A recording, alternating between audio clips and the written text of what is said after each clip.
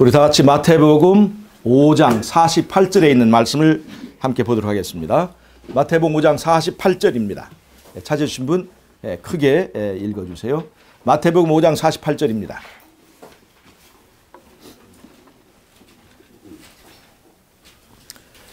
마태복음 5장 48절.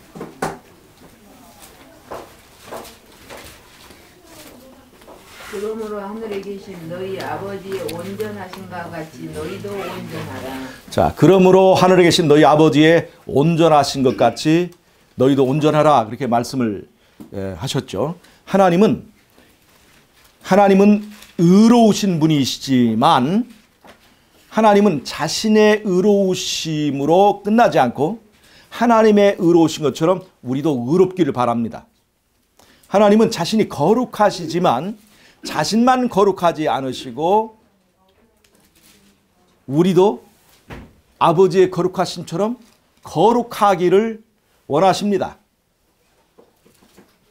하나님은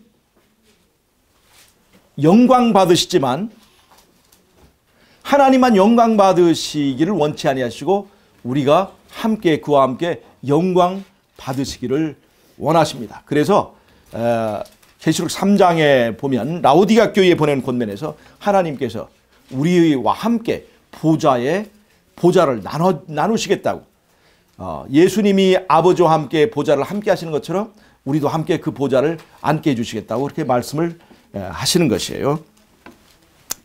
제가 네팔에서 이제 강의한 내용 중에 하나가 우리 교회 이름이 뭐죠? 제7일 안식일 예수재림교회. 영어로는 Seventh Day 어드벤티스트입니다.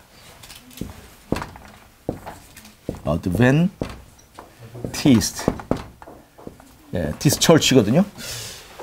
이걸 우리말로 하게 되면 제7일 안식일 예수 재림교라고 하는 기다란 이제 이름이 돼요. 그래서 우리가 이 긴 이름을 사람들이 다 할 수 없으니까 그냥 사람들이 우리를 그냥 안식교 이렇게 부릅니다. 그런데 우리가 이 이름이 그냥 지어진 것이 아니고 우리가 초창기에 재림운동하고 1861년에 교회가 지어질 때 이 교회의 이름을 이제 선지자를 통해서 하나님께서 이게 주셨어요. 이 교회 이름을. 우리가 그냥 장로교회, 또 성결교회, 뭐 감리교회, 그냥 이렇게 그냥 산수유교회 이렇게 하면 좋을 것 같은데 하나님께서 이 긴 이름을 주셨습니다. 영어를 그대로 하게 되면 Seventh Day, 일곱째 날 재림을 기다리는 사람들, 일곱째 날. 이게 하나님께서 그 이름을 계시해 주셨다는 것에 여기 무슨 뜻이 있을까라고 생각할 수 있지만 이 이름 속에는 굉장히 깊은 의미가 있습니다. 여러분, 제7일이라고 하는 것은 안식일이죠. 안식인데 안식은 무엇과 관련이 있습니까? 하나님의 인. 창조와 관련이 있습니다. 창조를 기념하는 것입니다. 창조는 다른 말로 하면 낙원입니다. 하나님께서 낙원을 창조하셨습니다. 하나님의 나라를 창조하신 거예요. 어드벤티스트, 재림을 기다리는 사람들이에요. 재림, 예수님의 재림 사건은 이 어드벤티스트란 말은 재림을 기다리는 사람들이니까 재림과 관련되어 있습니다. 재림은 또 무엇과 관련되어 있냐? 이것도 낙원과 관련이 있습니다. 우리는 낙원에서 나와서 어디를 가는 백성들이에요? 낙원을 향하여 가는 백성입니다. 이 재림교의 뿌리는 1844년에 재림운동이나 1861년에 재림교에 세워진 그때 있는 것이 아니라 창조의 뿌리를 두고 에덴의 뿌리를 두고 있는 것임을 분명하게 선언하고 있는 것입니다. 뿌리 있는 기별, 뿌리 있는 전통을 가진 교회라고 하는 것을 분명히 보여주고 있습니다. 그래서 재림교회, 이 마지막 때의 재림교회가 전하는 그 기별이 계시록 14장에서 새 천사가 전하는 새 천사 기별입니다. 여러분, 이 재림교회가 전하는 새 천사의 기별은 사실은 그 뿌리가 1844년 또는 1861년 재림 운동 시대에 그 뿌리가 있는 것이 아니라 저 에덴 동산에서부터 그 기별이 이 뿌리가 있다는 것을 우리가 이게 알려주는 것입니다. 자, 첫째 천사의 기별이 뭡니까? 하늘과 땅과 바다와 물들의 근원을 만드신 이를 경배하라는 거예요. 그 창조의 사건이 어디서 시작된 겁니까? 바로 에덴 동산에 시작한 거예요. 그 하나님이 창조하셨기 때문에 출애굽기 20장 11절에서는 하늘과 땅과 바다와 물들의 근원을 만드셨기 때문에 안식일에 하나님이 쉬셨고, 그래서 너희도 쉬라 이 말이에요. 잘 보세요. 안식의 비결은 하나님이 완전하신 것처럼 너희도 완전하라 얘기했죠. 하나님이 쉬신 것처럼 너희도 쉬라 그렇게 하는 것입니다. 이것이 하나님의 법칙이고 안식의 법칙이에요. 그것이 출애굽기 20장 11절에 나왔습니다.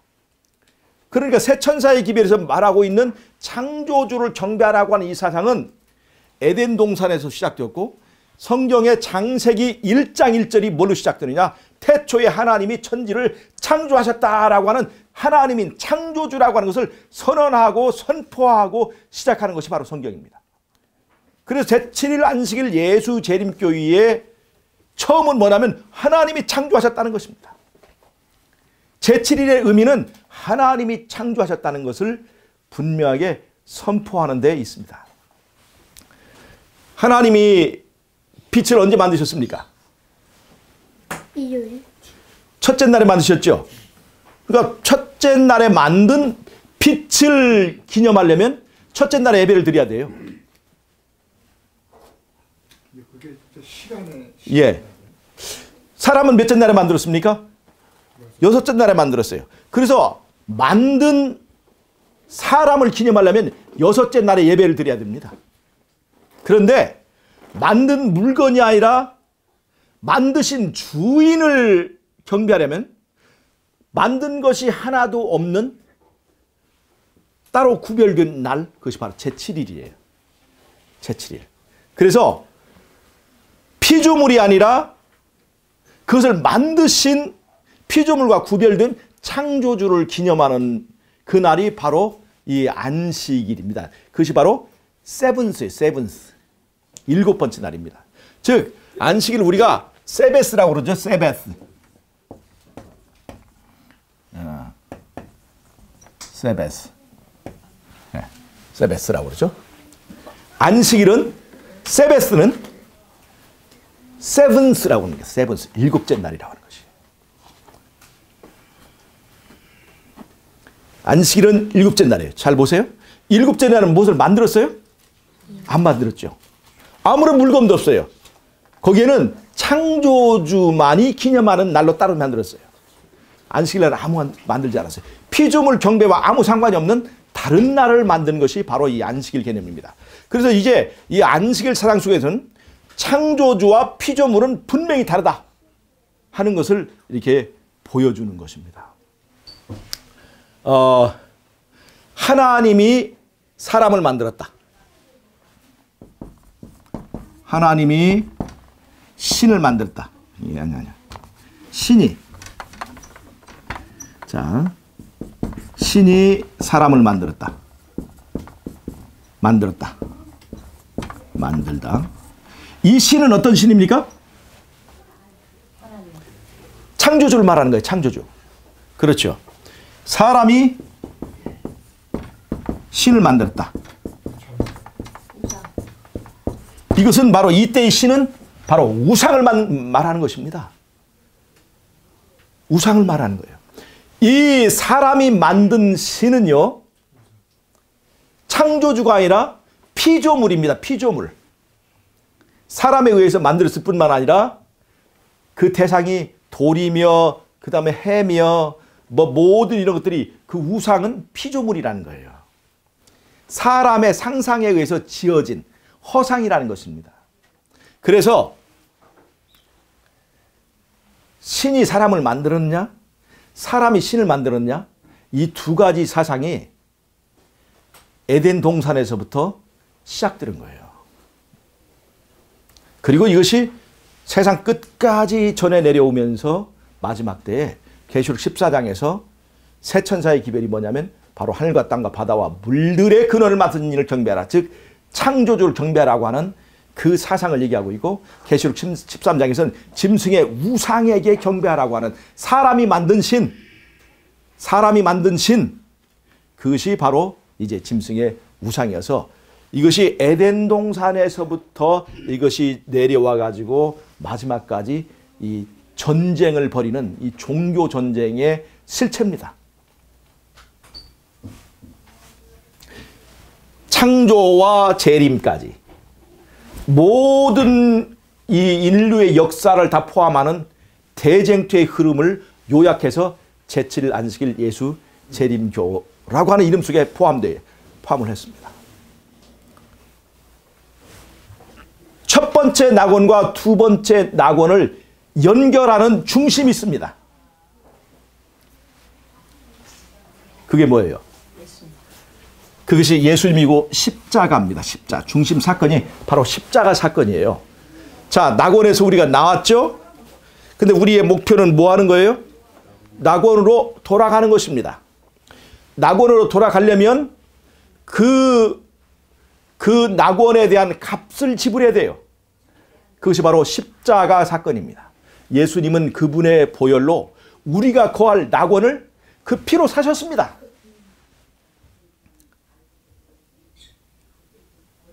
죄로 인해서 잃어버린 우리 그 낙원을 하나님께, 예수님께서 그 죄값을 자기 생명으로 치르시고 낙원을 사셨습니다.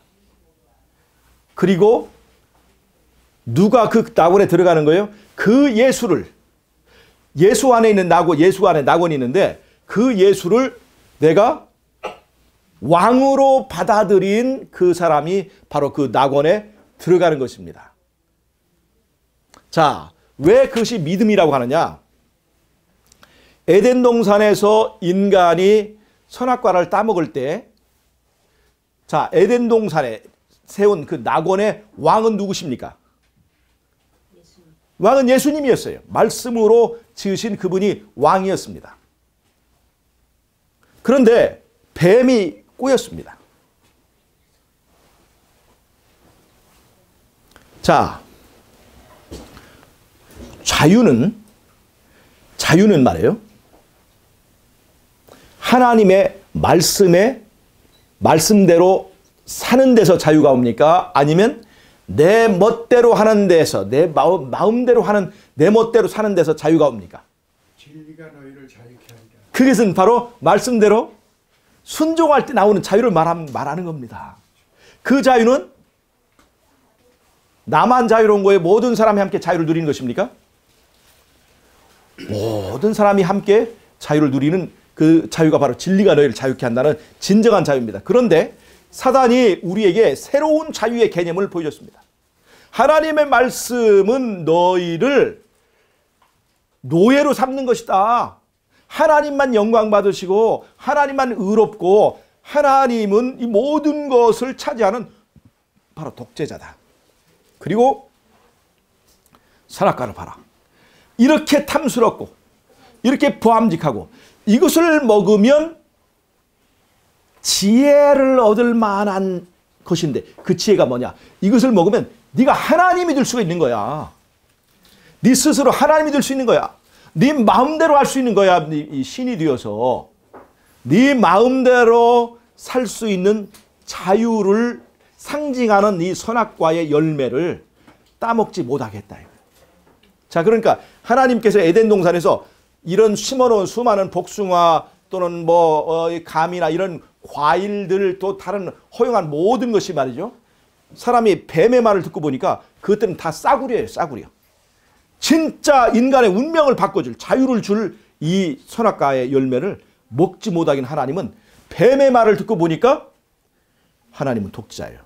자기만 하나님이 되려고, 자기만 우리를 다스리려고 이 선악과를 먹지 못하게 했다고 하는 그 뱀의 유혹에 인간이 범죄를 결정하게 되는 거예요. 다른 말로 하면 이제까지 왕이라고 믿었던 그 예수님이 이제는 믿을 수 있게 됐어요, 없게 됐어요? 이제는 더 이상 이 왕을 믿을 수 없게 된 거예요. 이 왕이 독재자고 우리의 고열을 빨아먹는 그 독재자라고 하는 것을 이제 이 뱀의 유혹을 통해서 느끼게 된 것입니다. 그래서 그 왕을 불신하게 된 거예요. 불신. 즉 범죄, 이 범죄의 뿌리에는 뭐가 있냐면 불신, 왕에 대한 불신이 있습니다. 그래서 스스로 하나님같이 되려고 선악과를 따먹었습니다. 그래서 인간이 이제 선악과를 따먹고 죄를 짓게 됐잖아요. 그 죄가 영어로 sin인데 중심에 누가 있어요? 예수님이 있어야 될 자리에 누가 있는 거예요? 내 자신이 있는 거예요. 내 자신. 그런 사람이 된 거예요. 내 맘대로 하고 싶은 대로 할 수 있는 그 자유를 선택한 것입니다. 말씀에 순종하여서 얻을 수 있는 진리가 주는 자유가 아니라 내 마음대로 먹고 싶은 대로 이제 우리의 본능에 따라 살기로 한 거예요. 그래서 에덴 동산에서부터 사람이 말씀으로 살 것인가 아니면 떡으로 살 것인가 하는 싸움이 시작이 되었습니다. 떡은 뭐예요? 본능을 상징하는 겁니다. 우리의 본능 중에서 가장 강한 본능이 바로 식욕이에요. 식욕은 본능을 대표하는 것입니다. 우리의 본능을 이 식욕인데 그 식욕을 상징하는 것이 떡이에요. 즉 떡으로 살 것이냐 말씀으로 살 것이냐 하는 싸움이 에덴 동산에서부터 시작이 된 것입니다. 그리고 예수님이 이 땅에 오셨어요. 십자가 사건. 예수님이 성육신에 오셨어요. 예수님도 시험을 받으셨죠. 어떤 시험을 받았어요? 떡으로 살 것인가 말씀으로 살 것인가에 시험을 받았습니다. 그리고 이 세상의 마지막 때 예수님 재림 전에 바로 그러한 시험이 또 주어집니다. 그것이 바로 짐승의 표를 강요하고 그 짐승의 표를 받지 않으면 뭐가 없어요? 매매권이 없어지는 것입니다. 매매권이라고 하는 것은 시장에서 물건을 사고 팔 수 있는 권리인데 다른 말로 하면 모든 사유를 신용사유로 만들어 놓은 다음에 모든 사유를 하나 통합을 하는 거예요. 사유 통합을 말합니다. 사유가 하나의 이 체제로 통합되고 그래서 하나의 신용체계를 구축한 다음에 그 신용체계가 인정하는 신용카드를 발행하지 않는 겁니다. 그럼 그 신용카드가 있어야 차도 탈 수 있고 신용카드가 있어야 시장에 와서 물건 살 수 있고 떡을 살 수가 있는데 떡을 살 수 없게 되는 거예요. 구할 수 없게 되는 거예요. 그래서 떡이 없는데 네가 그래도 말씀으로 살겠느냐라고 선택하게 만드는 것이 바로 마지막 때의 그 떡에 관한 시험입니다. 여러분 잘 보세요. 인간이 중보 없이 서게 되는 인간의 역사 중에서 3번의 중보 없이 인간이 서는 때가 있습니다. 그 첫 번째가 뭘까요? 바로 에덴 동산에서 아담과 하와가 선악과 이 앞에서 시험을 받은 거예요. 중보 없이 인간이 서야만 됐습니다. 그 다음에 두 번째, 세나 가만히 있어. 두 번째 이제 중보 없이 시험을 받은 것이 언제냐면 바로 예수님이 이 땅에 오셔서 마귀에게 시험을 받을 때입니다. 중보가 있었어요? 예수님 자체가 중보자이기 때문에 예수님을 위한 중보가 없었습니다. 중보 없이 시험을 받은 거예요. 그리고 마지막 때에 중보 없이 시험을 받는 무리가 있는데 그것이 바로 14만 4천 무리입니다. 예수님의 성소의 중보 봉사가 다 끝난 다음에 예수님 재림 때까지 약간의 시간적 텀이 있습니다. 그때 사람들은 떡 없이 말씀으로 살 수 있는 것에 대한 선택을 하고 그들은 시험을 받습니다. 그래서 그 14만 4천이라고 하는 그 무리가 위대한 거예요. 이 인간 역사에 있어서 가장 중요한 그 고비 중에서 맨 마지막에 이제 그 시험의 절정을 이루는 것이 이 14만 4천이라고 묘사된 그들이 경험하는 마지막 때의 시험입니다. 근데 이런 이야기가 지금 어디에 있어요? 세븐스데이 애드벤티스트 처치라고 하는 그 이름 속에 들어있는 것입니다. 즉 우리 제7일 안식일 예수 재림교라고 하는 이름 속에는 이런 선악과 안에 커다란 싸움의 포인트가 들어있는 것이에요. 그 흐름이 압축되어 있는 것입니다. 자, 보세요. 세븐스라고 하는 것의 의미, 즉 7이라고 하는 숫자죠. 즉 안식일은 7번째 날이라는 겁니다. 왜 이것이 이렇게 중요한가? 라고 할 수 있지만 재림 전에, 즉 재림 전에 예배일이 어느 날인가에 따라서 운명이 결정되는 짐승의 표와 하나님의 인이 바로 여기에 걸려있기 때문에 그렇습니다. 7이라고 하는 숫자는 6 더하기 1이 만들어낸 숫자입니다. 6 더하기 1이 만들어낸 숫자예요. 이때 6은 무엇을 말합니까? 바로 인간을 상징하는 숫자입니다. 사람이 몇째 날에 만들었어요? 6째 날에 만들었죠. 사람은 하나님의 형상을 따라 만들었습니다. 하나님의 형상은 3위의 형상 3입니다. 형상을 따라 만들었기 때문에 사람의 숫자는 6입니다. 처음에 아담과 하와는 하나님이 직접 만들어 주셨어요. 그 다음에 인간들은 어떻게 만듭니까? 하나님이 또 계속 만들어 주십니까? 이 남편과 아내의 결합 6 플러스 6이 만들어내는 이 10이라고 하는 이 숫자는 생육과 번성을 나타내는 숫자입니다. 그래서 예수님의 제자가 몇 명이에요? 12명입니다. 이스라엘 지파가 몇 지파입니까? 12지파예요. 그 다음에 사람의 갈빗배의 숫자가 몇 개예요? 그 갈빗배 중에 하나로 하나님께서 이 아담을 만들었잖아요. 여자가 1년 동안 생명을 잉태할 수 있는 기회가 몇 번 있습니까? 12번 있어요. 그래서 이 10이라고 하는 숫자는 6 플러스 6에 의해서 만들어져요. 남편과 아내에 의해서. 그래서 이러한 구도로 볼 때 6이라는 숫자는 분명히 사람을 상징하는 숫자예요.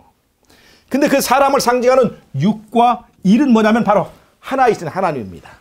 유일하신 하나님이에요.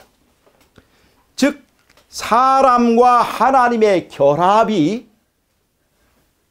언약이죠. 사람과 하나님의 결합, 그건 하나의 언약입니다. 둘이 하나 되는 언약이에요. 그 언약을 말하는 숫자가 7입니다. 이 언약, 하나님과 사람의 언약을 상징하는 것이 7이에요. 그래서 10계명에서 7번째 계명을 보면 10계명의 7번째 계명을 보면 그게 뭐냐면 바로 간음하지 말라라고 하는 계명이에요. 간음하지 말라는 계명은 무엇과 어떤 관계를 보호하는 건데 바로 남편과 아내의 언약 관계를 보호하려는 것이 바로 이제 간음하지 말라는 계명입니다. 남편과 아내의 관계는 하나님과 사람의 언약 관계의 그림자입니다. 10계명에서 거꾸로 7번째를 찾아가면 7번째 계명이 거꾸로 7번째 계명이 바로 안식일 계명입니다. 하나님과 사람의 언약. 노아 홍수 후에 하늘에 무지개가 떴죠. 그 무지개를 무슨 무지개라고 그래요? 언약의 무지개라고 합니다. 언약의 무지개. 그 무지개 색깔이 뭐예요? 몇 개예요? 7개예요. 7이라고 하는 숫자는 언약을 상징합니다. 언약. 자, 그러면 우리는 어떻게 안식을 얻을 수 있느냐? 제7일은 안식일이잖아요. 7이라고 하는 숫자는 안식을 말하는데 이 안식은 바로 천국의 안식을 말합니다. 즉 낙원을 상징하는 거예요. 어떻게 낙원을 얻을 수 있느냐? 그것을 바로 제7일이라고 하는 그 7 속의 의미가 설명해 줍니다. 어떻게 낙원을 얻을 수 있느냐? 하나님이 사람과 결합해야 돼요. 예수님과 내가 결합해서 하나를 이루면 그것이 바로 7이라고 하는 안식, 낙원에 이르게 해준다는 것입니다. 여러분 이것이 복음이 아닙니까? 이 7이라고 하는 숫자에는요, 우리가 구원받는 원리가 들어있습니다.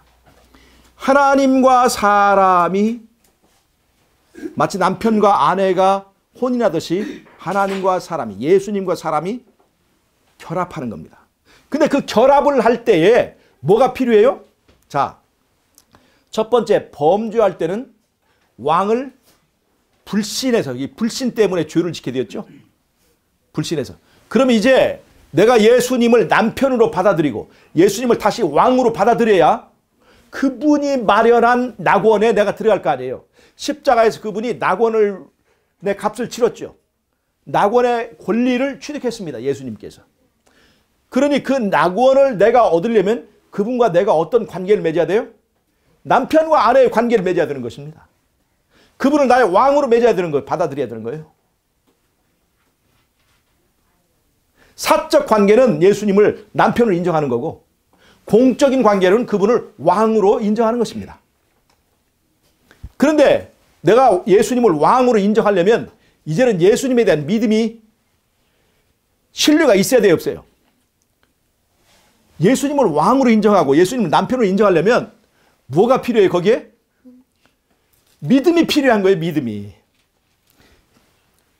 그 믿음을 우리가 예수님을 왕으로 받아들일 수 있는 믿음을 얻게 해주는 사건이 뭐냐면 바로 십자가 사건입니다. 십자가는 뭐예요?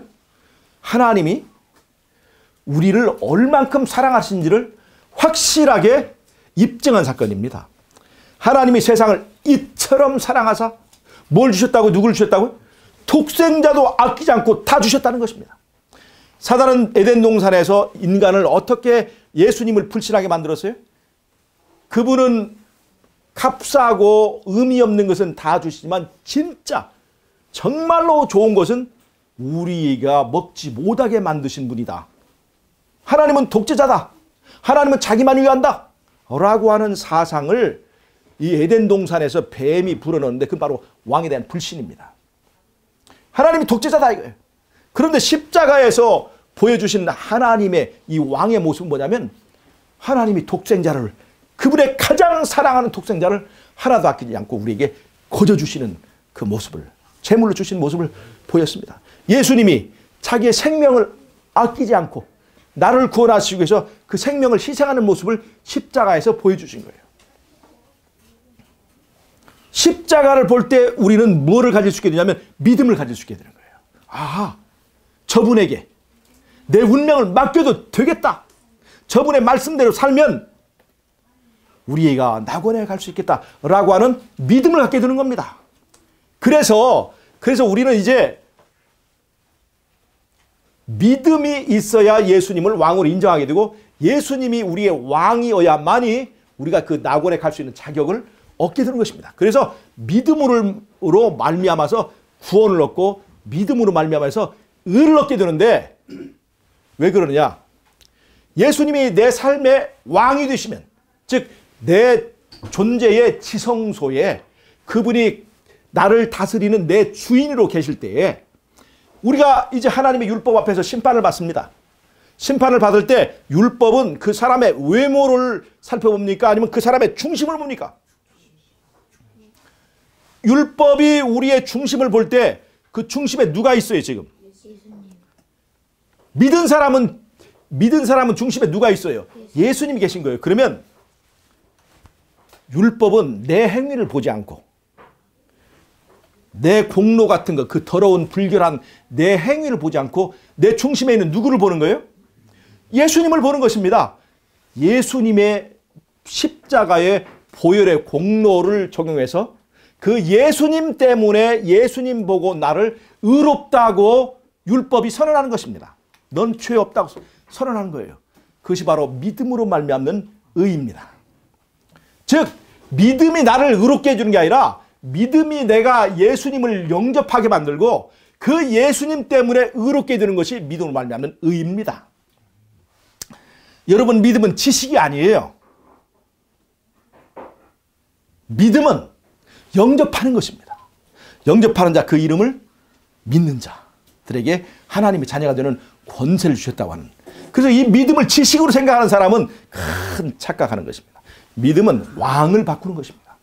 내 중심적인 이 사고의 존재에서 이제는 예수님 중심의 사람으로 변하는 것입니다. 이렇게 변한 사람에게 나를 보지 않고 예수님을 보고 의롭다고 하는 것을 믿음으로 말미암는 의라고 그러고, 그 예수님 때문에 내가 낙원을 얻는 것, 그걸 구원이라고 하는 것입니다. 맞죠? 창조의 사건과 십자가를 비춰볼 때 우리가 믿음의 의미를 바로 할 수 있습니다. 그리고 창조는 첫 번째 낙원을, 우리가 잃어버린 낙원을 말하고, 재림은 이제 우리에게 닥쳐오는, 회복되는 그 낙원을 말하는 것입니다. 그래서 제7일 안식일 예수 재림이라고 하는 이 이름 속에는 성경의 모든 내용이 그게 압축되어 있다는 것입니다. 여러분, 제7일이라고 하는 7의 의미는 하나님과 사람의 결합을 말합니다. 이 하나님과 사람의 결합을 말하는 또 하나의 이 존재가 있는데, 그것이 바로 성육신입니다. 성육신 뭐예요? 누구예요? 요즘에는 자꾸 성육신이, 나도 성육신이다, 뭣도 성육신이다, 그렇게 말하는 사람들이 자꾸 여기저기 나타납니다. 이만희가 성육신이다, 또 허경영이가 성육신이다, 뭐 그렇게 말하는 사람도 있지만, 성육신은 딱 한 분이 있습니다. 그게 바로 예수님이에요. 예수님은 하나님이면서 사람입니다. 예수님 안에 신성과 인성이 결합되어 있습니다. 이것이 예수님이에요. 예수님은 신입니다. 예수님은 그리고 인간이에요. 그래서 신과 인간이 결합한 사람이 예수예요. 예수라는 이름의 뜻은 구원이라는 뜻입니다. 구원이에요. 어떻게 인간이 예수라고 하는 구원을 얻느냐? 바로 예수님 안에 있는 신과 인간의 결합과 같은 그 결합이 이루어져야 된다는 것을 우리에게 보여주는 것입니다. 예수님의 신성은 하나님을 대표하기 때문에 진짜 신성입니다. 여호와의 증인들이 말한 신성, 예수님은 신은 신이지만 원래 여호와는 아니다라고 말한 그것이 아니에요. 예수님은 진짜 신입니다. 그 다음에 예수님 안에 인성은 누구를 대표해야 되냐면, 죄 많은 우리를 대표하는 인성이 돼요. 이 인성 속에는 누가 들어가 있냐면 바로 우리들 모두가 죄인이 들어가 있어요. 즉 하나님과 결합해야 살 수 있는 모든 죄인들을 대표하는 것입니다. 이건 범죄 전 인성이냐 범죄 후 인성이냐라고 볼 때, 이 인성은 범죄 후 우리들의 인성과 똑같은 인성입니다. 예수님의 인성은 범죄 후 인성을 일단은 대표합니다. 그러나 이거 잘 보세요. 예수님의 인성은, 즉 예수님의 본능은 우리와 똑같은 인성입니다. 범죄 후 인성과 같아요. 그래서 그분이 우리에게 뭐 보여주는 것입니다. 그런데 잘 보세요. 신성과 인성의 결합이라고 하는 이 자체는, 이 구조는 범죄 전 상태입니까? 범죄 후 상태입니까? 신성과 인성의 원래의 결합은 범죄를 기준으로 볼 때 범죄 전 현상입니까? 범죄 후 현상입니까? 범죄 전 현상입니다. 즉 아담이 범죄 전에는 하나님과 결합해 있었어요, 없었어요? 했어요. 범죄 전에 하나님과 결합해 있었습니다. 범죄 후에는 하나님과 사람의 결합이 깨졌습니다. 아담을 기준으로 볼 때, 아담이 범죄 전에는 하나님과 결합돼 있었습니다. 그러나 범죄 후에는 이제는 하나님과 결합이 끊어져 버린 거예요. 그래서 이 신성과 인성의 결합 상태는 그 자체로 놓고 보면 범죄 전이라고 볼 수 있어요. 그래서 예수님의 인성이 범죄 전이냐 범죄 후냐 이런 거를 그냥 통으로 범죄 후다, 범죄 전이다 이렇게 말할 수가 없어요. 그래서 어떤 관점에서는 그 예수님은 범죄 전 아담과 똑같은 상태에 있습니다. 그러나 예수님의 이 육체적인 본능에 관한 것은 범죄 후에 우리를 대표합니다. 그래서 이 성육신에게 굉장히 많은 의미가 들어있죠. 그런데 바로 7이라고 하는 숫자와 이 성육신은 같은 구조를 가지고 있어요. 예수님께서 안식일의 주인은 누구라고 그랬어요? 인자니라 그렇게 말씀하셨죠. 그러니까 이 안식일 사상과 성육신 사상은 일치하는 거예요. 그래서 안식일은 누구를 상징하냐면 예수님을 상징합니다. 예수님 상징하는 거예요. 즉 창조주와 우상과의 싸움은 다른 말로 하면 창조하신 예수님과 사단과의 싸움이에요. 자, 어떻게 이렇게 하는가 볼까요? 범죄라고 하는 것은요, 예수님이 있던 자리에 바로 내가 왕의 자리에 있는 거예요. 그게 신이라고 하는 겁니다. 그러면 나 중심은 말이죠. 잘 보세요. 창조. 신이 신이 사람을 만들었다. 즉 그때 신은 창조주죠. 이 신이 사람을 만들었다라고 하는 것은 이때 신은 창조주를 말합니다. 창조주. 즉 창조주 경배하는 종교와 사람이 신을 만들었다의 중심에는 누가 있냐면 사람이 있습니다. 사람 중심의 종교가 두 개가 충돌하는 거예요. 자, 신 중심 종교와 사람 중심 종교가 다투는 거예요. 그 사람 중심 종교는 다른 말로 하면 나 중심입니다. 나 중심이에요. 사람 중심 종교는 나 중심입니다. 나 중심인 사람은 내 멋대로 살려고 합니다. 신 중심의 종교는 하나님의 말씀에 순종하는 종교입니다. 순종의 종교예요. 나 중심, 사람 중심의 종교는 하나님의 말씀에 순종하지 않습니다. 제 멋대로 사는 것을 자유라고 생각하니까요. 그런데 여러분 보세요. 이 나 중심으로부터 그게 사람 중심인데 인간이 예수님을 왕으로 인정하다 예수님을 몰아내고 그 자리에 내가 중심으로 앉게 됐어요. 이 사람들은 즉 사람 중심의 종교는 반드시 인간 특유의 종교성 때문에 어떤 신을 만들어내야만 합니다. 자, 사람만이 이 세상에서 종교성을 가지고 있어요. 사람만이. 이 종교성 때문에 우리가 하나님을 믿는 거예요. 근데 범죄로 인해서 진짜 하나님을 몰아내버렸습니다. 그러면 이 종교성의 자리에 큰 공허가 생기죠. 그래서 사람 중심인 이 사람은 그 사람이 자기가 만들어낸 우상을 섬기게 되어 있습니다. 반드시. 인간의 구조상. 때로는 돈을 우상으로 섬기든지 때로는 자기 주먹을 때로는 자기 권력을 때로는 저 태양을 때로는 커다란 바위를 때로는 천년 먹은 용문사의 큰 나무를 섬기든지 자기가 생각하는 뭔가의 신을 채워넣지 않으면 안 되게 되어 있습니다. 그래서 이 세상에 무신론자는 없습니다. 무신론자라고 하지만 자기 개념, 자기 이념, 자기 어떤 것을 자기도 모르게 믿고 있는 거예요. 그것이 바로 인간의 종교성의 자리 때문에 그렇습니다. 이 종교성의 자리 때문에 그 안에 진짜 어떤 신이 있든가 신이 있지 않으면 안 돼요. 자기가 믿는 구석이 있는 거예요. 자기보다 자기를 초월한 어떤 존재를 찾아서 그것을 믿고 의지하고 섬기는 어떤 자리가 있다는 거예요. 근데 그 자리에 예수님을 몰아낸 다음에 그 자리의 공허함 때문에 반드시 뭔가를 채워넣게 되어 있습니다. 이 세상에는 신이 없는 사람은 하나도 없습니다.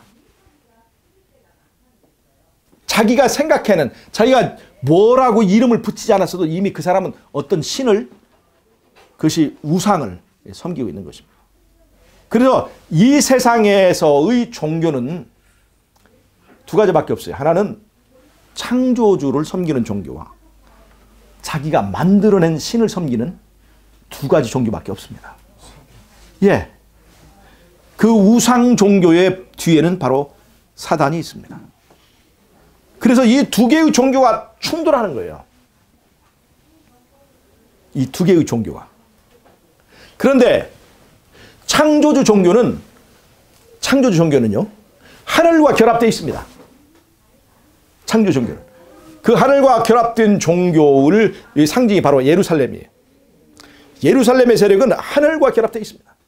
그런데 사람 중심의 종교는 이 세상의 권력과 결합됩니다. 그걸 그래서 우리가 바벨론이라고 하는 거예요. 자, 예수님께서 십자가로 승리하시고 이 땅에 그분의 교회를 세우셨어요. 신약교회죠. 근데 그 신약교회에서 사람 중심의 이 타락한 교회가 나타났는데 그것이 바로 로마 가톨릭이죠. 로마의 주교는 그 당시 여러 주교 중에 하나였습니다. 알렉산드리아에 있는 주교, 그 다음에 에루살렘의 주교, 또 안디옥에 있는 주교, 여러 주교 중에 하나였어요. 근데 왜 로마 교회의 주교가 이 기독교계를 완전히 다스리게 되었는가? 그것은 바로 로마의 정치 권력과 결탁하면서 된 거예요. 즉 하늘과 결합하지 않고 이 세상의 정치 세력과 결합해서 만드는 것이 로마 카톨릭입니다. 그 로마 카톨릭의 권위가 어디 있느냐면 바로 안식일을 일요일로 바꾼 것입니다. 예. 잘 보세요. 창조주 종교에서의 그 권위의 상징은 바로 안식일입니다. 제7일이에요. 제7일이 안식일이라 하는 것은 바로 우리는 창조주를 왕으로 인정한다 하는 것입니다. 창조주를 신으로 섬긴다 그런 뜻이에요. 그런데 사람 중심의 종교가 이 발달해가지고 뭐가 있냐면 로마 카톨릭을 만들었어요. 그 로마 카톨릭이 321년에는 콘스탄틴 로마 황제가 일요일 협령을 내렸고 또 364년에는 이 라오디게아 종교회의에서 이제 안식일을 일요일로 바꾼다고 하는 종교의 칙령을 반포했습니다. 그래서 바벨론 종교의 권위의 상징이 바로 일요일입니다. 창조주 경배의 권위는 바로 안식일에 있는 거예요. 그래서 이것이 마지막 때의 아마겟돈 전쟁이 바로 창조주를 경배할 것이냐 아니면 이 바벨론 종교의 짐승의 우상을 경배할 것이냐라고 선택할 때 이 둘이 중요한 선택지로 이제 제시됩니다. 즉 일곱째 날, 예수님을 상징하는 성육신을 상징하는 일곱째 날, 즉 창조주를 인정하는 제7일을 안식일로 인정할 것이냐 아니면 이 바벨론 교인 카톨릭의 권위를 상징하는 일요일에 경배할 것이냐라고 이 종교가 두 개의 종교로 통합되어 버린다는 것입니다. 세상에 여러 개의 종교가 있지만 두 개의 종교로 통합되는데 이것은 바로 창세기 4장에 있는 가인과 아벨의 두 제사처럼, 즉 에덴 동산의 종교는 하나뿐이었습니다.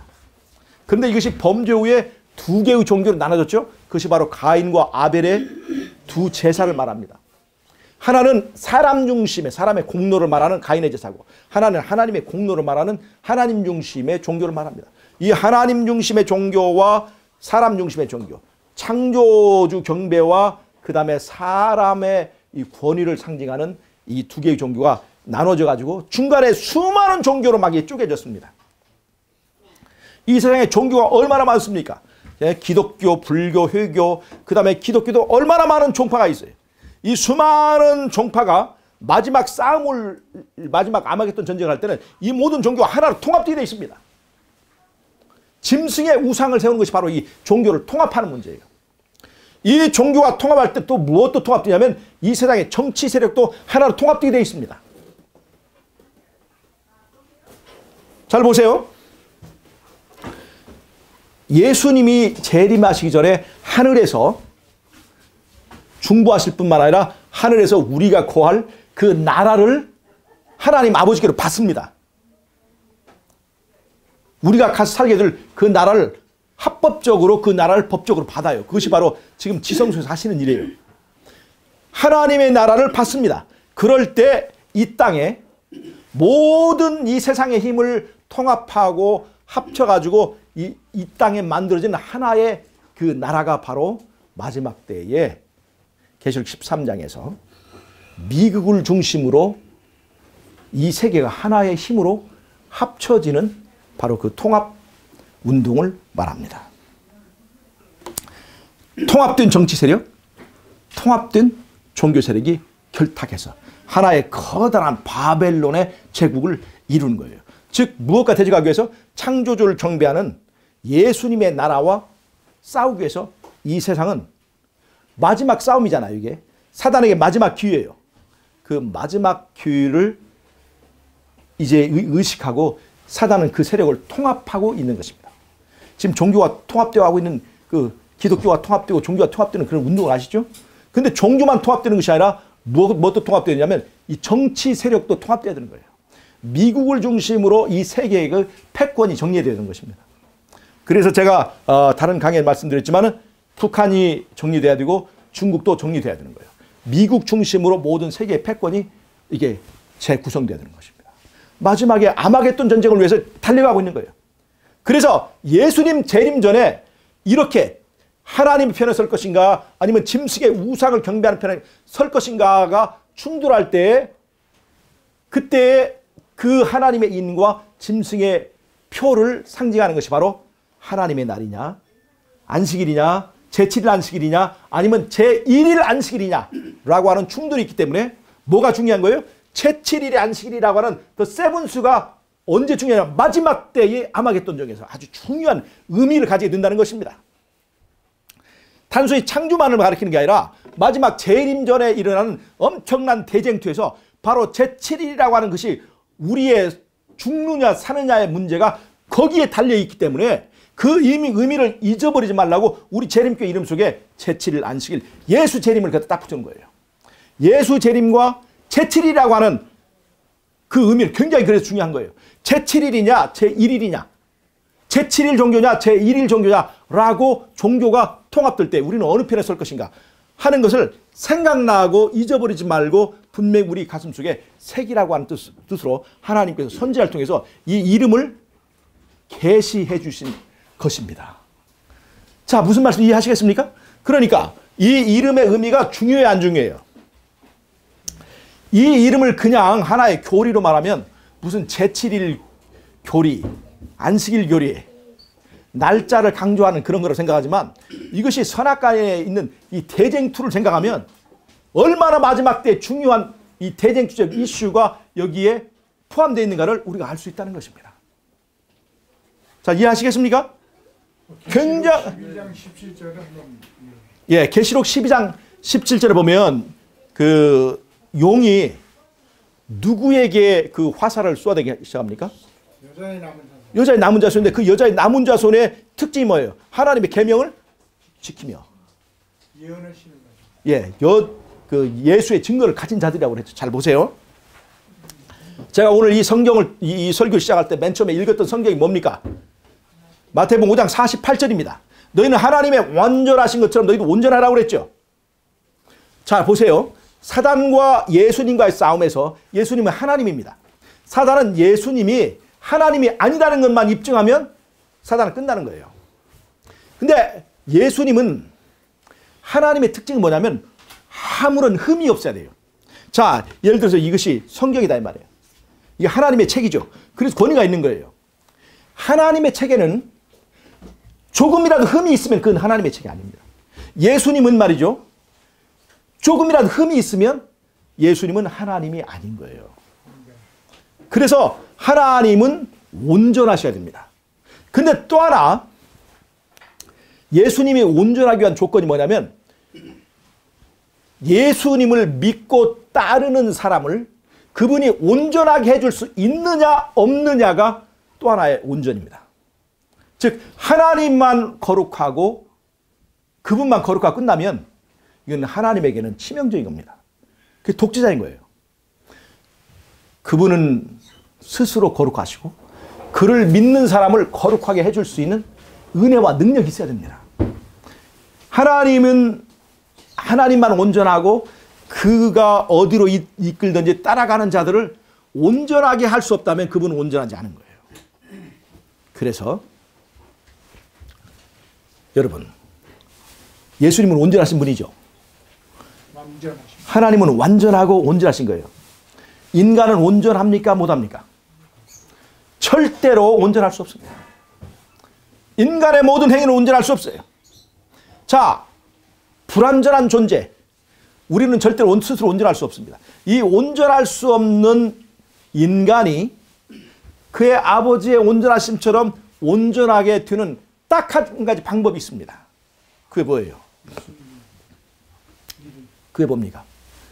그분의 온전하신 분의 말씀대로 그대로 하는 거예요. 그분의 시키는 대로 하면 온전하게 되는 거예요. 맞습니까?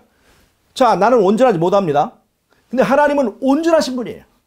그러니까 하나님의 온전하심처럼 내가 온전하게 되려면 내가 뭘 해야 돼요? 그분이 뭐라고 말씀하시든지 그대로 하는 순종. 즉 온전하신 분의 말씀대로 살면 우리도 온전하게 되는 것입니다. 즉 하나님의 말씀은 우리를 의롭게 만들고 하나님의 말씀은 우리를 온전하게 만드는 매개물이라는 것입니다. 계시록 14장에 보면 1절에서 5절까지 어린 양이 어디로 이끌듯이 따라가는 자들 있죠. 그들이 누구예요? 14만 4천입니다. 그 14만 4천의 특징이 뭐예요?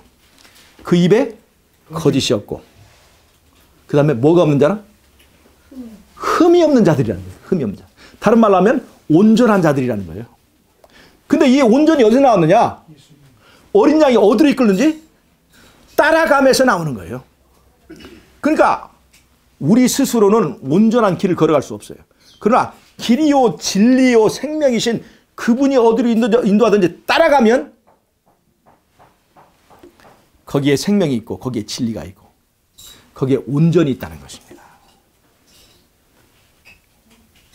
마지막에는 이 온전에 관한 싸움이 이 마지막 세 번째에 중보 없이 인간이 서야 되는 그 마지막 싸움, 아마겟돈 전쟁에서 그래서 중요하다는 것입니다. 예수님이 온전하시면 십자가에서 입증이 됐습니다. 하나님의 온전하시면 십자가에서 입증됐어요. 이제 나머지 이 대쟁투에서 해야 될 싸움은 그 온전하신 하나님이 그분이 어디로 이끌든지 따라가는 자들을 온전하게 할 수 있느냐 없느냐를 말하는 싸움이 마지막 때의 싸움이라는 것입니다. 자, 여러분, 우리는 스스로 온전해질 수 있습니까? 절대 안 됩니다. 그러나 그분이 하라고 하는 대로 순종하는 자에게는 온전함이 있습니다. 순종하면 그 다음에 책임은 누가 지는 것입니까? 그 책임 누가 지는 거예요? 예수님이 책임지는 것입니다. 그걸 우리가 믿는 거예요. 그분의 말씀대로 순종하고 그분이 어디로 이끌는지 따라가도록 내 주권을 그분에게 맡겨준 사람은 그것을 믿어도 좋습니다. 율법이 요구하는 것보다 더 많은 것을 해줄 것을 우리가 믿고 따라가는 것입니다. 그래서 그분이 우리의 구세주인 것입니다. 채칠 안식일 예수 재림이라고 하는 이 세븐스데이 어드벤티스트라고 하는 이 이름 속에는 바로 그런 의미들이 들어있습니다. 창조주가 아무런 호흡도 없고 아무런 생명도 없고 스스로 사람이 될 수 없는 그 흙덩어리를 사람으로 만드신 이가 그분에게 운명을 맡기고 그분을 믿고 내 삶을 그분에게 바친 사람을 온전하게 해줄 수 있는가? 온전한 사람으로 재창조할 수 있는가 없는가? 그것이 바로 믿음의 핵심이라는 것입니다. 하나님은 온전하신 분입니까? 그럼 하나님은 우리를 온전하게 해주실 수 있는 분입니까? 믿음으로 가도. 우리가 온전하지 않지만 온전한 것처럼 봐줄게로 끝나는 것이 아니라 실제로 우리 삶 속에 온전한 사람으로 변화를 이루게 해준다는 것입니다. 그것이 바로 거듭남인 거예요. 그것을 말해주는 것이 바로 오늘 제가 이제 설명한 제칠 안식일 예수 재림이라고 하는 우리 이 재림교회의 기나긴 이름 속에 바로 이제 성경의 모든 기별들이 거기에 요약되어 있고 압축되어 있고 특별히 마지막 때 짐승의 표와 하나님의 인이 충돌할 때 그때 우리가 어떤 것을 선택해야 될지를 분명하게 보여주는 것입니다. 자, 보세요. 왜 이 짐승의 표가 일요일인가? 잘 보세요. 사단은 완전히 다 부수어야 승리하는 게 아니에요. 흠집만 내면 되는 겁니다. 흠집. 그러니까 보세요. 10계명에서 네 번째 계명은 안식일이죠. 제칠이 안식일이죠. 근데 사단이 10계명을 전부 다를 박살냈습니까? 아주 조금만 흠집을 냈습니다. 세 가지. 예. 천주교의 계명을 보면 딱 세 가지만 손댔습니다. 첫 번째, 두 번째 계명. 우상에 관한 계명을 없앴고요. 그 다음에 10번째 계명을 둘로 나눴습니다. 그리고 안식일을 일요일로 변경시켰습니다. 그리고 이제 일반 개신교에서는 다른 건 전혀 그대로 놔두고 안식일 하나만 일요일로 바꿔서 지킵니다. 자, 보세요. 사단은요, 계명을 다 박살내기를 원치 않습니다. 계명을 지키는 것처럼 보여요. 그러니까 10개 중에서 7개 지키면 많이 지킨 거죠. 지키는 것처럼 보입니다. 10개 중에서 9개 지킨 것처럼 보이죠. 그러나 거기에는 흠이 있어요. 흠 하나만 내면 누가 이겨요? 마귀가 이긴 거예요. 사단은 흠을 내기를 원합니다. 우리는 어떻게 해야 될까요? 우리는 흠 없는 사람이 되어야 되는 거예요. 그래서 흠 없는 계명을 우리가 순종해야 되는 것입니다.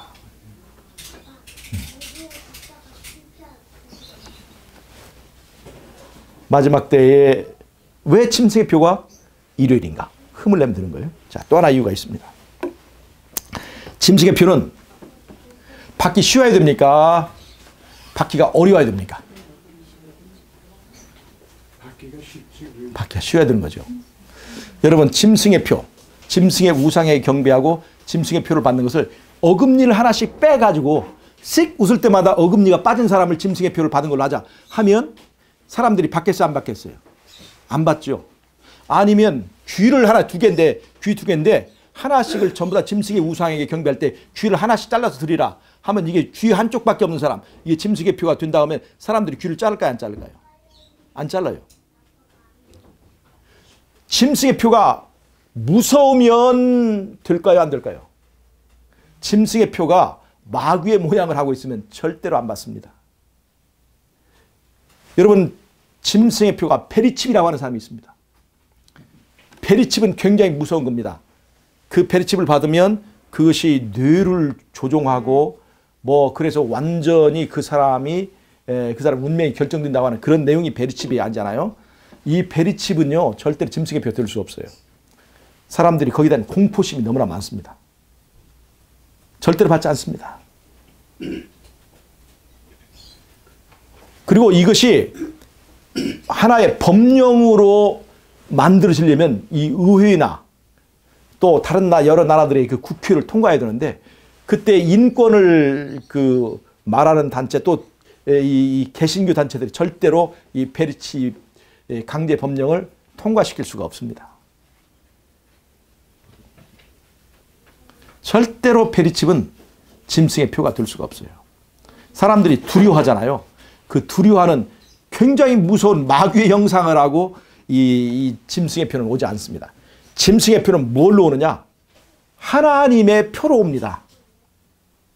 짐승의 표는 마치 구원의 표, 천사의 모양을 하고 그 다음에 하나님의 인으로 둔갑해서 와요. 그것이 바로 일요일이에요. 지키기 쉽죠? 일요일날. 일요일 지키기 쉽죠? 모든 세계가 일요일에 쉽니다. 불교 사람도 일요일에 쉬어요. 그래서 이미 모든 세계가 일요일에 쉬는 것은 너무나 쉽게 돼 있어요. 근데 그 일요일은 무엇의 상징이에요? 바로 로마 카톨릭의 권위의 상징입니다. 즉 마지막 때 통합되는 종교는 여러의 이념이 다른 종교들이 통합하게 쉬어야 됩니다. 만약에 삼위일체를 가지고 통합을 하려고 한다. 여호와 증인은 절대로 통합하지 않습니다. 죽어도 통합하지 않습니다. 그래서 까다로운 교리를 가지고 통합할 수 없어요. 이 세계의 종교를 통합할 수가 없습니다. 그래서 여러분 염상섭의 소설에 보면 발가락이 닮았다라고 하는 네? 김동인인가요? 예. 거기 소설에 보면 발가락이 닮았다라고 하는 그 얘기가 있어요. 제 소설이 있어요. 그게 뭐냐면 어떤 남자가 그 남자의 그 부인이 병원에서 아기를 낳았어요. 그런데 이제 그 남자가 그 병원 원장님에게 물어요. 선생님, 우리 아기가 저하고 닮았어요? 저하고 닮았어요? 라고 이렇게 자꾸 묻는 거예요. 근데 그 원장은 이 남자가 무정자증이라는 것을 알고 있습니다. 즉, 이 남자는 절대로 아기를 낳을 수 없는 몸을 가지고 있어요. 그러니까 지금 이 사람의 부인이 낳은 아기는 누구의 아기예요? 이 남편의 아기입니까? 남편의 아기가 아니에요. 이 여자가 지금 바람 나서 난 거예요. 남편만 모르고 있는 거예요, 지금. 근데 그것도 모르고 이 남자가 원장님, 저 애기가 저하고 닮았어요? 닮았어요? 자꾸 물어보는 거예요. 이 사람이 양심적으로 아이 코가 닮았네, 뭐 귀가 닮았네 하려고 보니까 닮은 구석이 하나도 없는 거예요. 그래서 발가락이 닮았네 그렇게 얘기를 한 거예요. 이건 닮았다는 얘기입니까? 안 닮았다는 얘기입니까? 안 닮았다는 얘기예요. 하도 닮았냐고 물어보니까 뭔가 닮았다고 얘기를 해줘야 되겠는데 닮은 것이 없어 라고 하는 말을 발가락이 닮았네 그렇게 얘기를 한 거예요. 잘 보세요. 이 세상의 마지막에 종교가 통합된다고 그랬죠. 정치 세력이 통합된다고 그랬죠. 종교를 통합해야 되는데 종교가 통합돼야 안 돼요. 하나는 삼위일체를 믿고 하나는 삼위일체를 안 믿고 그 다음에 또 다른 여러 가지 교리적으로 엄청나게 다투고 있습니다. 통합이 돼야 안 돼요. 안 돼요. 근데 마지막에 통합된 종교를 만들려고 보니까 통합은 실질적으로 통합은 되지 않지만 통합된 것처럼 만들기 위해서 가장 통합하기 쉬운 공통 요소를 잡는데 그것이 바로 일요일 예배라는 거예요. 믿지 않는 사람이나 믿는 사람이나 불교인이나 기독교나 통합하기 쉬운 그게 뭐냐? 발가락이 닮았다. 그것이 바로 일요일 예배라고 하는 것입니다. 마지막에 반드시 종교는 통합돼요. 그래야 아마겟돈 전쟁을 수행할 수 있는 거예요. 그리고 짐승의 표로 하나를 묶을 수가 있는 거예요. 절대로 하나가 아니에요. 그들은 바벨론은 절대로 그건 분열이거든요. 분열됐지만 하나인 것처럼 만들려고 보니까 통합할 수는 없고 통합은 안 됐지만 통합된 것처럼 보이는 가장 쉬운 표가 바로 일요일 법입니다. 일요일 예배입니다. 발가락이 닮았다고 하는 것이. 이 일요일을 어떻게 하나님의 인으로 등장할 수 있느냐 그것을 말할 수 있는 것은 바로 가톨릭 교회의 권위밖에 없습니다. 가톨릭을 그게 바벨론 교회인데 그것이 베드로의 정통을 이었다고 하지 않습니까? 그 베드로의 정통을 이은 가톨릭이 변경시키고 가톨릭의 권위를 가지고 이것을 하나님의 인으로 얘기하는 것입니다. 그리고 그 일요일 협령이 내리는 배경에는 이 세상에 거듭되는 전 세계적인 기근이 이 땅에 내려지게 됩니다. 이 땅에 전 세계적인 기근이 내려요. 그리고 전 세계가 식량 위기를 맞이하게 됩니다. 그때에 하나님께서 미국에 식량을 확보하게 해줍니다. 사단이 그렇게 해줘요. 마치 애굽에 기근이 있었을 때 그 가나안 땅 일 전반이 굶어 죽게 되는데 거기 어디에만 식량이 있어요? 애굽에만 식량이 있도록 해가지고 그 모든 가나안의 그 돈 또 애굽의 돈을 전부 다 바로가 다 훑게 만든 것처럼 마지막 때에 미국이 식량을 확보하고 전 세계가 기근일 때에 그때에 그 식량을 무기로 종교 통합을 강요합니다. 왜냐하면 전 세계가 굶어 죽게 됐어요. 위기가 처합니다. 그러니까 이 전 세계가 이제 다 죽게 됐으니까 이 세계를 살리기 위해서 우리가 종교적으로 통합하자라고 하는 종교 통합의 이 당위성이 제시되는 거예요. 그런데 그 종교 통합의 조건이 뭐냐면 통합을 조건으로 이 종교에 참여하는 것을 조건으로 우리가 가지고 있는 곡식을 나눠주겠다는 것입니다. 곡식을 그냥 공짜로 주는 게 아니라 파는 거예요. 요셉이 곡식을 팔았던 것처럼 곡식을 팔면 전 세계의 돈이 그리고 다 이제 몰리게 되는 거예요. 그리고 그 곡식을 가지고 장사하는 미국에 주동하는 무리가 바로 유대인들입니다. 미국의 정치와 종교계를 휘어잡고 있는 이 유대인 세력. 유대인들은 원래 안식일을 지키는 사람들이잖아요. 근데 유대인들이 딱 하나 약한 것이 뭐냐면 금덩어리를 사랑하는 거예요. 돈을 사랑하는 것입니다. 유대인들이 하나님을 섬기는 이 무리가 우상을 섬겼던 때가 있어요. 물론 여러 시대에 있었지만 광야에서 금송아지를 섬겼어요. 유대인은 돈을 숭배하는 이런 족속입니다. 그래서 원래는 안식일을 지켜야 되지만 그들이 일요일 협령을 통해서 얻어들이는 엄청난 그 수입 때문에 그들이 바로 일요일 협령을 묵인하고 그 짐승의 표를 세우는 일에 찬성하게 되는 것이에요. 그래서 이 일요일을 중심으로 전 세계의 종교를 통합할 때 다 모든 사람이 굶어 죽게 됐습니다. 근데 지금 미국이 그 곡식을 너무나 쉬운 조건에 곡식을 파는 거예요. 무슨 거예요? 일요일 날 예배 드리는 걸로 하기만 하면 이 곡식을 다 주겠다. 나눠주겠다라고 하니까 자기네들도 먹기가 부족할 텐데 이 곡식을 나눠주는 행위는 칭찬받아야 될 행위입니까? 요거도 먹을 짓입니까? 굉장한 칭찬을 받게 되는 거예요. 여러분 다니엘 3장에 보면 금신상을 세우고 모든 사람들이 그 앞에서 절하라고 하는 것이 나오죠. 그것이 마지막 때에 짐승의 우상을 세우는 것과 똑같은 표상적인 사건인데 그 짐승의 우상, 금신상을 세울 때 그냥 금신상을 세웠습니까? 많은 악기들이 동원해서 그것을 찬양했습니까? 그 나라의 모든 종류의 악기들을 다 동원해서 그걸 찬양했죠. 마지막 때에도 짐승의 우상을 세울 때 온 세계 사람들이 그것을 향해서 칭송의 노래를 부르게 됩니다. 그것이 바로 그 미국이 죽느냐 사느냐의 때에 세계를 구하기 위하여 종교를 통합하고 세계를 구하기 위한 어떤 푸닥거리, 제사를 드리기 위해서 사람들이 요구하는 것이 뭐냐면 너무나 쉬운 걸 요구하는 거예요. 일요일 날 예배 드리는 거 그걸로 통합하자고 하는데 너무나 쉬운 거잖아요. 그래서 그 짐승의 표는 구원의 표가 됩니다. 카톨릭을 통해서 하나님의 인으로 둔갑하게 됩니다. 그래서 이 일요일 예배를 하나님의 인으로 만들기 위해서 미국 종교에서 만들어내는 가짜 짐승의 표가 바로 베리칩입니다. 베리칩. 즉 짐승의 표를 하나님의 인으로 둔갑시키려면 뭐가 필요해요? 가짜 짐승의 표가 필요한 거예요.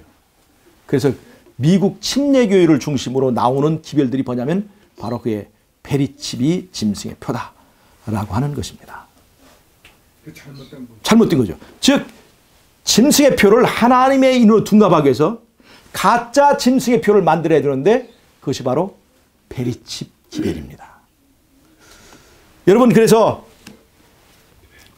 제7일 안식일 예수 재림이라고 하는 이 이름 속에 이 세상 역사의 처음과 끝이 있을 뿐만 아니라 마지막 때에 있을 그 아마겟돈 전쟁을 위하여 필요한 정말로 중요한 정보가 그 안에 들어있다는 것을 여러분 이해하시기를 바랍니다. 세베스 안식일은 첫 번째 날이 아니라 7번째 날이고 그 7이라고 하는 숫자는 6 플러스 1인데 6은 사람이고 1은 하나님입니다. 즉 7이라는 숫자 속에 하나님과 사람의 결합이 들어있고 그것은 바로 성육신인 하나님과 신성과 인성의 결합인 그 예수님과 그 의미가 통하는, 그래서 안식일은 바로 예수님의 날이고 예수님을 상징하는 거라는 것입니다. 그래서 예수님을 상징하는 예수님 편인 사람과 아니면 그 다음에 이제 바벨론 교회에서 만들어낸 그 우상의 그 경배드리는 그 경배 표인 이 첫 번째 날. 왜 첫 번째 날이냐? 안식일과 일요일을, 즉 제7일과 제1일은 너무나 가깝게 있어요. 아주 작은 거리밖에 안 됩니다. 작은 흠입니다. 그러나 거기에 많은 의미가 들어있어요. 사단은 하늘에서 예수님을 제치고 제1인자가 되기를 원했습니다. 혼자, 즉 언약은요, 결코 인간 혼자서 거룩함에 도달할 수 없다고 얘기합니다. 언약, 즉 함께함을 통해서만, 즉 하나님과 사람의 함께함, 6 플러스 2를 통해서만 7에 도달할 수 있다고 얘기하는 거예요. 인간은 절대로 스스로 혼자만으로 거룩함에 도달할 수 없어요. 그런데 사단은 선악과를 따먹고 너 혼자 힘으로 스스로 거룩하게 될 수 있다고 얘기했어요. 1. 혼자, 언약 필요 없이 자기 혼자만으로 거룩함에 이룰 수 있다. 그것이 바로 이 제1일 사상 속에 들어있습니다. 나 혼자만으로 신과 같이 될 수 있다. 그래서 제7일 언약을 통해서 사람은 하나님과의 언약을 통해서 거룩해질 수 있느냐, 아니면 혼자 힘으로 제1일 혼자 힘으로 거룩함에 도달할 수 있느냐, 그것을 말하는 것이 바로 제7일과 제1일의 마지막 때 싸움이고, 예수 재림 전에 바로 제7일이 바로 안식일이다 라고 하는 것은 우리의 운명을 결정할 수 있는 중요한 정보라는 것을 말씀하는 것입니다. 여러분, 제가 오늘 네팔에서 했던 그 설교 중에 하나를 제가 다시 자세하게 말씀을 드렸습니다. 아무것도 아닌 것처럼 보이지만 어떤 때는 거추장스럽고 정말 왜 이렇게 긴 교회의 이름을 가지고 있는가 라고 불편해하실지 모르지만 그 안에 굉장히 중요한 섭리와 의미가 있다는 걸 생각하고 이 이름을 가슴속에 잘 새기시기를 바랍니다. 제7일의 의미는, 안식일의 의미는 일을 앉는 데 있는 것이 아닙니다. 하나님과 사람이 만나는 데 있어요. 이 좁은 공간, 이 적은 사람들이 모여 있지만 이곳에서 이러한 말씀들을 통해서 하나님과 만나는 그 일에 성공만 한다면 우리는 그분의 나라에 들어갈 수 있습니다. 내가 예수님과 둘이 하나가 되기만 한다면 우리는 그분의 낙원에서 예수님과 함께 영원토록 왕노릇 할 수 있는 그 낙원의 주인이 될 수 있다는 것을 여러분 꼭 잊지 마시고 이 귀한 적은 물이지만 좁은 문으로 가고 좁은 길로 가는 저와 여러분이 되시기를 바라면서 오늘의 말씀을 마치도록 하겠습니다. 네, 제가 기도하고 마치겠습니다. 하나님 우리 아버지, 제7일이 하나님께 정하신 창조주의 권위의 표이고 우리가 또 그 날을 기억하게 해주셔서 감사합니다. 그 날이 중요하기 때문에 너희가 안식일을 기억하여 지키라고 한 말씀을 잊지 말고 우리 마음속에 잘 새기고 정말로 이 안식일에 육과 일이 합쳐서 7이 되는 것처럼 우리의 육신과 하나님이 합쳐져서 우리 안에 구원의 나라가 이루어질 수 있도록 우리 하나님 축복해 주시기를 예수님의 이름으로 기도하옵나이다. 아멘.